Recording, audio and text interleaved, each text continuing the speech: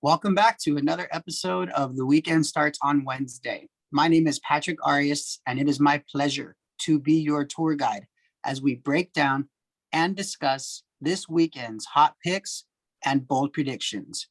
We are dedicated to covering all the best sporting events taking place from Wednesday to Sunday, but this weekend, we have a little bit of a shorter show for you guys. So, as always, I am joined by Andres, the Cavalier King, and Louisville's finest, Champagne Chauncey.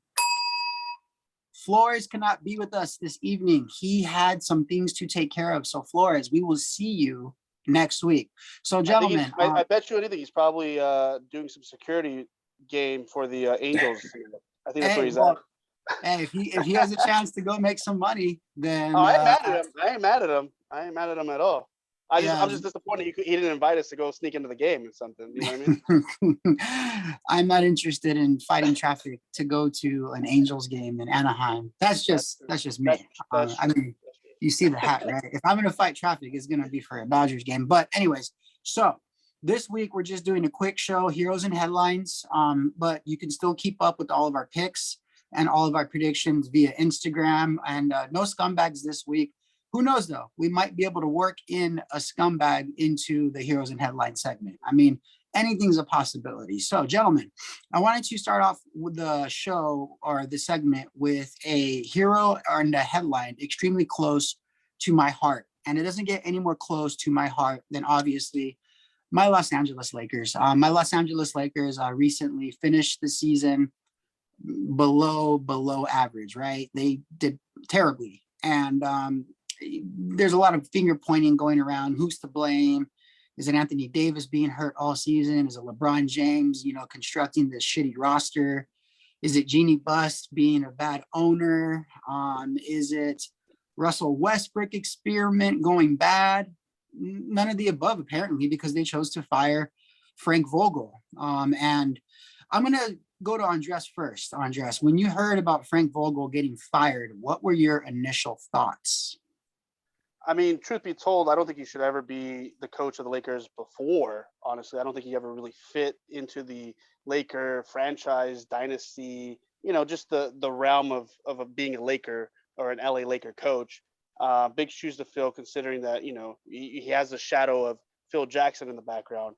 And considering that Jeannie Buss, who dated Phil Jackson, is your owner. So even more so. And, even more so, the fact that you have to be coaching a prima donna like LeBron James on the team and just egos across the board is very difficult. So to me, it was no surprise that he was the first to be on the chopping block. I'm glad that they got rid of him. I'm surprised they kept the GM. Chance, help me out with the GM's name. Rob Pelinka. Yep, thank you. I think he should go too. I think they should clean house and get rid of everybody. I don't think Vogel is the worst person to have, but they got to figure out who's going to be replacing them. I know there's rumors across the board of it could be Doc Rivers, it could be the coach Snyder from the Nuggets. No, from the Nuggets, Jazz. I forget. No, Jazz. And then there's people are throwing out Coach K. People are throwing out Calipari, and I'm like, those guys aren't going to leave the college game. They're gods in their own right and nature. And I know for a fact that Coach K is not going to resign from Duke to go to become an LA coach. He probably hates the traffic, hates the weather, loves having to pay no meals and eating for free in Kville. So I just find it interesting. I think there's a bigger problem at the helm, and I think it has to do with the players. I think it has to do with the GM. I don't know. I think the Westbrook experiment is over and done with. And LeBron James has got to figure something out, because the way that he conducted himself towards the end of the season, the fact that he could have had a shot to make the playoffs, but decided to sit out. I don't know. Kobe wouldn't do that. So I'm just saying, it's just something. Yeah, right, Chance? I mean, am I crazy to say all this? I don't know, Chance. You're a bigger Laker fan. You got the 2824 shirt on, sweatshirt. I mean, yeah, I'm a bigger. I don't hate the Lakers. They've grown on me a little bit since I've been in LA as long as I have. But no, you're not wrong at all, bro. I mean, I was just looking at the stats. I mean, they've missed seven. They missed the playoffs 7 out of the last 9 years. And what's crazy is before the 2013-14 season, they had only gone 5 seasons where they had missed the playoffs, going all the way back to when the team started in Minnesota in 1948. So, I mean, that just lets you know how bad things are. I agree with you, Andres. I think that Pelinka should have been fired as well. But I think, him still being around is a little bit more, that it shows you what the real problem is with the organization. And it's the fact that he's around because he was Kobe's agent, and they're still treating this like it's a family business that, Dr. Buss took over in the 80s. And it's not. It's big business. It's the most valuable. I would say them, the Knicks, and maybe the Warriors are the most valuable NBA franchises right now. You just have to switch it up. And I don't know where they're going to go from here. I mean, Russ is definitely not coming back.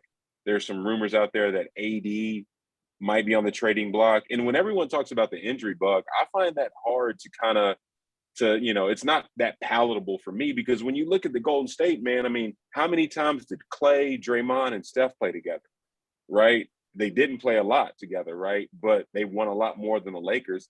The Lakers barely won more than the Knicks, and the Knicks had, no injuries. I mean, it's inexcusable. There's no reason for why this should have happened the way it did. And yeah, I don't know where they go from here, man. They can only go up, I guess. I've actually heard, fellas, that Mark Jackson is a name that really excites LeBron because what he was able to do with Golden State. So we'll see. I don't know. They're gonna have to definitely make some changes. Have you guys also heard that there was small talk about Phil Jackson coming back? That's no way. That's what I heard too. And I'm like, he's not gonna come back from Montana. He does his fly fishing and stuff. He loves the Big Sky country. He ain't coming back. He's trying to be like Kevin Costner and in Yellowstone. In Yellowstone, yeah. The only thing that's great about this season, Patty Boy, is the fact that the Lakers, as a team currently in the NBA, took a downfall. The nice thing is, the shining light is that we got to see and watch Winning Time and see the production of how the Lakers got. So that's the only thing, to me, in my eyes, that was a blessing in disguise for this season, is watching Winning Time and see Dr. Buss being portrayed by Homeboy, who's been fucking fantastic. Mm-hmm. Yeah. I mean, there's no better person in my eyes that could have portrayed him, and it's just crazy. I'm watching. I'm all caught up. It's just a crazy season, crazy episodes. It's just gnarly. I didn't know anything regarding how close they could have had of signing Tarkanian, which is news to me. I had no idea. That would have been a huge thing if that would have happened. But I don't want to ruin it for everybody. But you got to watch Winning Time if you want to know the secret to Dr. Buss's success in the 80s and bringing the Lakers into the realm of NBA and putting them that pedestal that they brought them at. Yeah, I mean, as a Lakers fan, it's very disappointing that they couldn't even make the play-in tournament. And it's very disappointing to see LeBron James sit out the last couple of games. And I honestly thought that they were going to do a lot better with Russell Westbrook playing with LeBron James. I just thought that was going to be good. I don't even count Anthony Davis this year because he wasn't around. So I thought Westbrook and LeBron were going to do a lot better. So I just don't know exactly what it is. But I'm curious to see who they pick up in free agency, and a good call, Andres, because the Lakers still find a way to make center stage this time of year with the HBO series. So I'm going to shoot it right back to you. Do you have a hero or a headline? The greatest Frenchman to ever play the soccer game. And I'm referring to Karim Benzema, who plays for Real Madrid. Chance, this guy has been lights out for the Champions League team in Real Madrid. He's scored 12 goals in 9 games. He's had 2 hat tricks in back-to-back games prior to this game. And he's been putting his team on his back. He is the first Frenchman in the history of all French soccer players to score 12 goals in 9 games of competition for the Champions League, which is an astonishing fact in my eyes because, well, it is what it is. I mean, you look at all the greatest Frenchmen of all time, and he's right up there. And in fact, I forget how long he's been at Real Madrid, that he was playing with Ronaldo, and at the end of the day, he's the person that actually this franchise is built around now. Like, Ronaldo is gone, and he's still carrying his team on there, and they're in the semis for the Champions League. So to me, they're probably the most dangerous team going in, and he's the most dangerous player with the hot streak and the hot hand, or hot foot, I should say, that he's just gonna take it and run with it. And I don't be surprised if you see these guys in the finals and potentially win it all. So Karim Benzema, my hat goes off to you, as well as my shoes, telling you that you're the greatest Frenchman of all time, considering Champions League play. 2 hat tricks, and they're not against small teams either, like PSG, Pierre Saint Germain. Like, it's just gnarly. This guy's just phenomenal. So, look, my hat's off. I saw him play today, and he saved his team once again to get to the semis. So we were talking about earlier, Patty Boy, with our boy, the bearded Brian, off camera earlier today. But Chance, if you got to watch him, this guy's got a banged up hand. He comes in. These guys ferocious. I like him. So he's my hero. He's my hero of the week. Hero, for this whole tournament. What is the update on the Champions League? Who's left? What's the schedule like from here on out? So right now, the teams that have qualified to the next round is Sevilla, who just beat Bayern Munich, which was a huge upset, and Real Madrid on the other side. So they're on that semis on that side.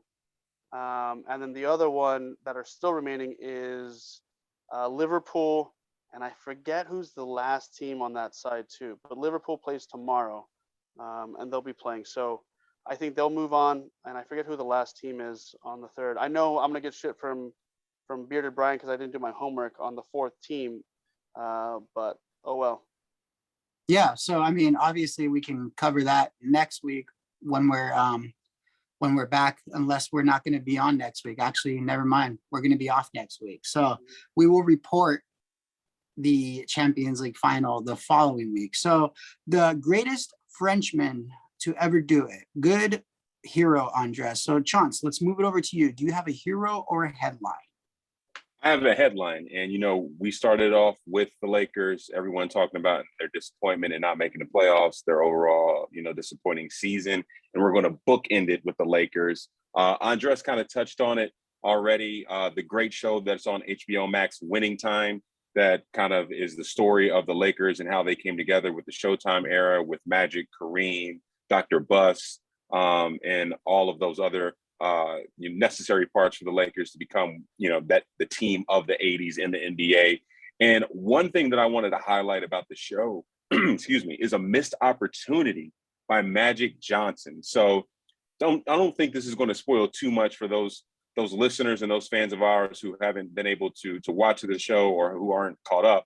But the story goes, when Magic was courting shoe companies, or when shoe companies were actually courting Magic, that he passed up on a very unique small company that presented him with a very lucrative opportunity. And the story goes that Magic from this company was offered $1 for every shoe that was sold by this company. And this company was also going to offer him 100,000 shares of its stock, which at the time were 18 cents per share. Now that company was going to do something very revolutionary, Patrick and Andres. They were going to put his name, Magic, across the bottom of the shoe.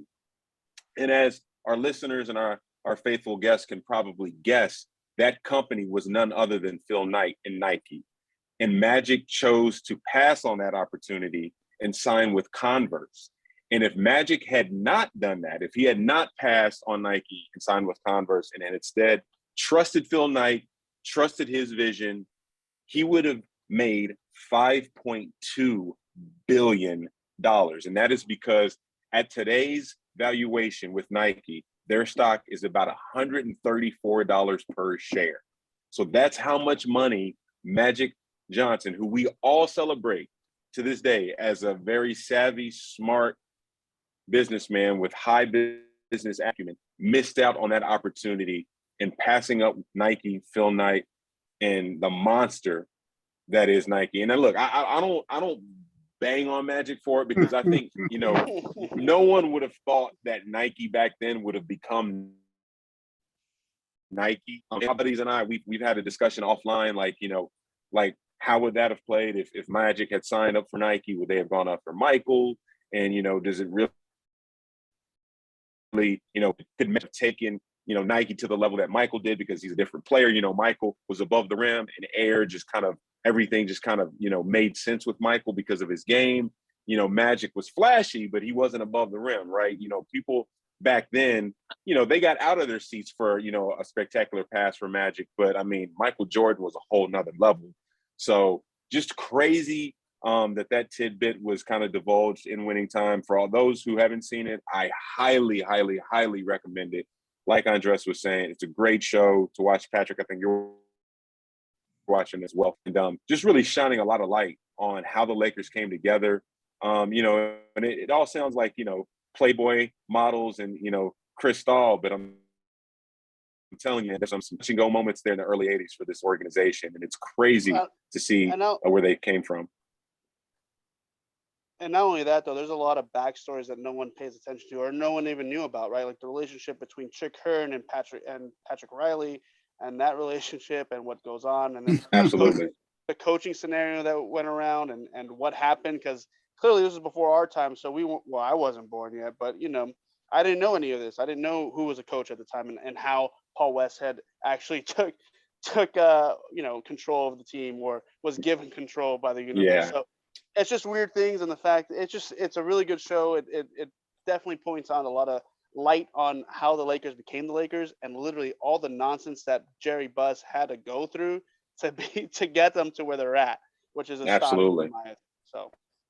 Yeah. Absolutely. And then go ahead, Pat. Go ahead. A huge congratulations to Scottie Scheffler.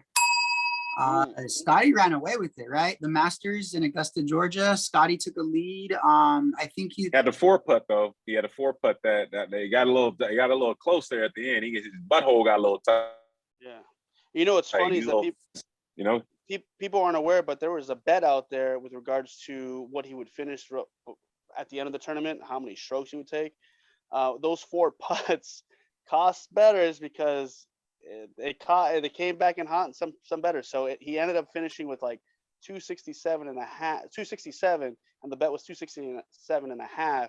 If he didn't miss 2 of those putts, he wins that bet for a lot of bettors of going under the 267 mark. So I mean, it is what it is, but he ran away. But it was quite interesting to see how bad and how cold and how wet and windy the weather was that second or third day, that guys were wearing like beanies and jackets and like hand warmers. It was just bad news bears with regards to the weather, and that wind was pushing. So I'm very happy to see what Scottie Scheffler did, because I thought Tiger was going to get into that realm at least, but that weather coming in did not help him at all. Balls were blowing into the wind left and right. I was really disappointed in how Tiger finished, but Scottie Scheffler, though, that guy's a man on a mission. I think the stat is that he's the first player in like 30 years to be ranked number 1 coming into the Masters number 1 and winning it the first time he's ever been ranked number 1. So knowing that stat is huge, because there's a lot of pressure going into the Masters and thinking that you can just come in there and waltz, but he handled his scandal, man, and I'm very happy to hear it. So I know he also didn't cry when he won, so that was a big bet as well. It's like Gatorade. It's like Gatorade at the end of the Super Bowl. What color is it going to be? So they had a bet. If the winner cried or not, and if you chose not, that he would not, it was the odds were like plus 330. So had I known that, I would have done that bet. Right. Yeah. No, he played exceptionally well. So I got one closing question for each of you guys. And these questions / comments come from our faithful, loyal listener up in the Bay, the San Francisco Bay Area, family friend. His name is Alex Vasquez. Alex and Annalise, they have been family friends for years. Annalise is actually a very successful girls basketball coach for high school. I don't know if she still does it, but they definitely are in the sports scene. And I'll ask you this question, Andres, since you and Alex share the same loyalties. Alex texted me last week and said, give me a shout out on your show next week. Niners are going to win the Super Bowl. True or false? He says it's going to happen. Alex says the Niners are going to win the Super Bowl. And I just wanted to hear your thoughts, Andres. If they were to win the Super Bowl, what needs to happen? And nothing too crazy, because we don't got all day. Look, for them to win the Super Bowl, they would definitely need a new quarterback that's not Jimmy G. They would definitely need to fix their offensive line because they lost some players on the offensive line. They need to get rid of the coach because he's just awful. He gets soft at the end. And yeah, we need Tom Brady. Give me Tom Brady, we win the Super Bowl. That's it. That's all you need. That's all you need. All right. So you need a couple offensive linemen and Tom Brady, and that's it. Yep. Okay. Yep. And then Sean, this question is for you. He says, and I just mentioned he's from the Bay. So he says, and I quote, you heard it here first, the Golden State Warriors are winning the NBA title. Do you see that happening? What needs to happen for the Warriors to win the title? Well, first they need Steph to get healthy, and he's not healthy, so that hurts. And then, secondly, I just don't think they have it in him this year. I think it's either Phoenix or Milwaukee for the repeat. I think it's going to be a rematch of last year's NBA Finals. I think Golden State. It's funny. One of the conspiracy theorist trades out there is AD for Klay Thompson, James Wiseman, in a draft pick. So, yeah. So, I mean, I don't think it's going to happen this year. I don't think the Warriors are going to make that trade. Just like I don't think they're frankly going to make the Eastern Conference Finals, or excuse me, the Western Conference Finals. I would be surprised if they came out of the West, frankly. So, I love the Warriors. I love Steph, love Steve Kerr, love Klay, love everything about them. They are what every team should try to be in the NBA, like not led by star players. I mean, they have stars, obviously, a great general manager and a great front office. But yeah, they're not winning the championship. Can I give a quick little scumbag though? Yeah. So first of all, RIP to Dwayne Haskins. Shout out to his family, the Ohio State family, the Washington football commander family and the Steeler family. But Adam Schefter, Gil Brandt, you guys are both my scumbags of the night, maybe of the year, man. I mean, always Schefter just being, I got to be first to the story, and then I always got to integrate how a guy played. Life is bigger than football, bro. And same with Gil Brandt. Gil Brandt might be even worse because he's like the old curmudgeon dude who, for those who don't know, Gil Brandt is the former VP of personnel, I think, for the Dallas Cowboys in the early 90s. And he pretty much was chuckling like, maybe, if he made wiser decisions, he wouldn't got hit by that truck. I mean, just oh man, just distasteful, just bad commentary from both of those guys. So, both of those dudes are equal scumbags, man. Terrible. Yeah. I mean, it is a good scumbag. And I think we all agree that they are both scumbags. Cause I think Adam Schefter had put in his tweet, like, that he's been struggling to play, or he's been struggling to perform well in the NFL. And it's like, bro, like, yeah, like who cares? Like a lot of these athletes, once they make it to the NFL, of course they want to do well. And of course they want to, be the best player, but they, once they make it, they can say they made it, and you can't take that away from them. Like 100%. And you definitely don't take that away from them when you announce that they passed away. So obviously the other scumbag that I would mention would be the Lakers for firing Frank Vogel, for not giving him a fair chance, but that's just me. But yeah, Chance, thank you for bringing that up. And yeah, rest in peace to Dwayne Haskins. And Andres, do you have a scumbag or? Yeah, scumbag real quick. LeBron James just coming down the stretch, not being out there for his team. It's really ridiculous, man. Like, again, he look, I'm sure he'll go down statistically as the greatest player of all time with all the stats. He's going to pass, Kareem scoring title. He's going to do all of that, but no more heart. He doesn't care. This is not a team that Kobe would have given up, knowing that they would have had a shot to get into the play-in tournament.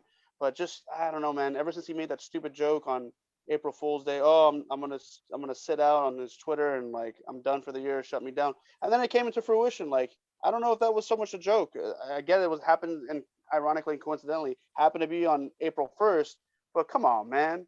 Like, play for your team, dude. You're getting paid forever. You're getting paid for like everything in the world. You've got however Oscar nominations for your production company. Like, just play one more. That's who my scumbag is. This next year is going to be really valuable for him and his legacy, if he even cares about it. So this was the 145th episode, quick episode for you guys. Just letting you know right now, We will still put up the events on our Instagram. Those were our heroes and headlines and a couple of our scumbags. Next week, we're going to be off. So the week of April 19th, 20th, 21st, we're going to be off. Take a little spring break for the four of us, and we will see you guys the very last week of April. So thank you for joining us. If you're going to place any bets this weekend, good luck, and we will see you next week.